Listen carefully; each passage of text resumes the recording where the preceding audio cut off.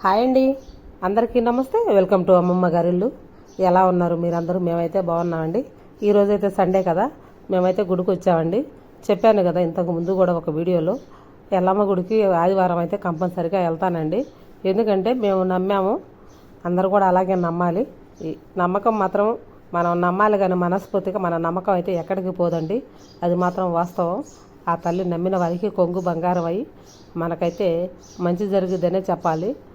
ఎందుకంటే వచ్చిన వారికి ప్రతి ఒక్కరికి సమస్యలు అయితే కంపల్సరీగా తీరుతున్నాయండి. ఇది మాత్రం నిజం. మీ అందరికీ ఎవరికి ఎటువంటి సమస్యలు ఉన్నా సరే ఆ తల్లిని నమ్ముకొని వచ్చిన వారికి అన్యాయం అయితే జరగటం లేదనే చెప్తున్నాను.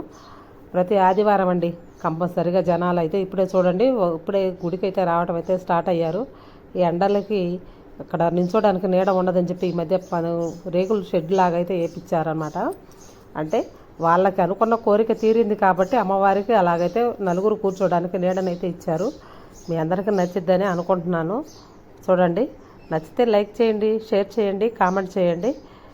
ఇంకా ఈ 4 గంటల టైం, 4 గంటల దాకా కూడా గుడి దగ్గరే ఉంటామండి.